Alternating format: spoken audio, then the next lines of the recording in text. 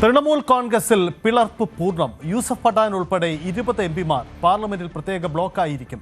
കേന്ദ്രത്തിലും സംസ്ഥാനത്തും BJPയെ പിന്തുണയ്ക്കാനാണ് വിമത വിഭാഗത്തിന്റെ നീക്കം. തൃണമൂൽ MLA-മാരിൽ ഭൂരിപക്ഷവും നേരത്തെ തന്നെ നേതൃത്വത്തോട് ഇടഞ്ഞ് പാർട്ടിയിൽ നിന്ന് പിളർന്നു മാറി നിന്നിരുന്നു. ഇതോടുകൂടി തൃണമൂൽ കോൺഗ്രസിലെ പ്രതിസന്ധികൾ അസാധാരണമായി മാറുന്നു എന്നതാണ് സാഹചര്യം. വി വിനോദനെയുണ്ട്. വിനോദ്, കക്കോലി ഘോഷിന്റെ നേതൃത്വത്തിലാണ് ഒരു വിമത നീക്കം സഭയിൽ നടക്കുന്നത്. യഥാർത്ഥത്തിൽ സഭയിൽ വിമതപക്ഷത്തിനാണ് പ്രാധാന്യമെന്ന് വന്നതോടുകൂടി ലോക്സഭയിലും ഇത് പ്രതിസന്ധി രൂക്ഷമാണ്.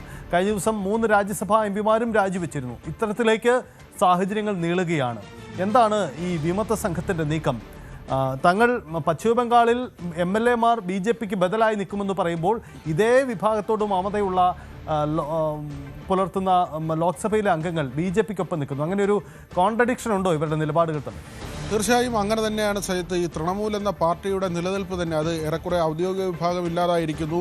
ഈ പിളർന്നു മാറിയവർ ഒരുപക്ഷെ തൃണമൂലിൻ്റെ മറ്റൊരു രൂപമായി അവശേഷിച്ചാൽ പോലും അതിന് തന്നെ എത്ര ഏകീകൃത രൂപമുണ്ടാകും എന്നതിൽ ഒരു വ്യക്തതയുമില്ല. കാരണം നിയമസഭയിൽ 80 MLA-മാരുള്ളതിൽ 64-ലധികം പേർ പിളർന്നു മാറുകയും അവർ അവിടെ പ്രതിപക്ഷമാവുകയും ചെയ്യുന്നൊരു സാഹചര്യമുണ്ട്. എന്നാൽ ഇപ്പോൾ ഏറ്റവും ഒടുവിലത്തെ പുതിയ വാർത്ത CNN നമ്മൾ തന്നെ പുറത്തുവിടുന്ന വാർത്തയാണ്. അതിൽ ഏറ്റവും പ്രധാനപ്പെട്ട കാര്യം ഈ 28 എംപിമാരിൽ പാർലമെൻറ്റ് അംഗങ്ങൾ ലോക്സഭയിലുള്ള എംപിമാരിൽ 19 പേർ മാറിക്കഴിഞ്ഞാൽ ഈ കൂറുമാറ്റം അവരെ ബാധിക്കില്ല. ഇപ്പോൾ ഏറ്റവും ഒടുവിലത്തെ കണക്ക് വരുമ്പോൾ 20 എംപിമാരാണ് അവിടെ ഈ കൂറുമാറി പ്രത്യേക ബ്ലോക്കായിരിക്കാൻ അനുമതി തേടിയുള്ള നടപടിയുമായി മുന്നോട്ട് പോകുന്നത്. അതായത് അവർക്ക് കൂറുമാറ്റം ബാധകമാകില്ല എന്നത് മാത്രമല്ല, സജിത്ത് നേരത്തെ സൂചിപ്പിച്ചതുപോലെ ഇവർ പശ്ചിമ ബംഗാളിൽ BJPയുടെ പ്രതിപക്ഷമായി അവിടെ നിയമസഭയിൽ ഒരു വിഭാഗം തുടരുമ്പോൾ അങ്ങനെ തന്നെ പാർട്ടിയോടിടഞ്ഞ് പുറത്തേക്ക് വരുന്ന ഈ എംപിമാർ അവർ BJPയെ പിന്തുണയ്ക്കാനാണ് തീരുമാനിച്ചിട്ടുള്ളതെന്ന വിവരമാണ് വരുന്നത്.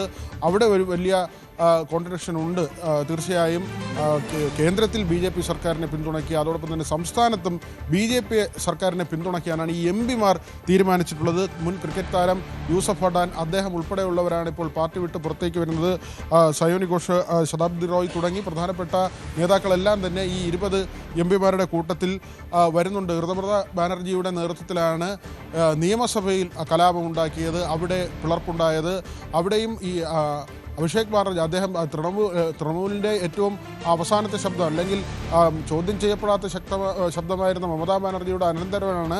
അദ്ദേഹത്തിന് പാർട്ടിയിൽ വലിയ അപ്രമാദിത്വം ഉണ്ടാകുന്നു എന്നതായിരുന്നു ഇവരുടെ പരാതി. മാത്രമല്ല അവിടെ സോമൻ റോയ് ചതോപാധ്യായെ പ്രതിപക്ഷ നേതാവായി മമത വിഭാഗം തീരുമാനിക്കുകയും എന്നാൽ അങ്ങനെ പ്രതിപക്ഷ നേതാവിനെ തീരുമാനിച്ചിട്ടുള്ള കത്തിൽ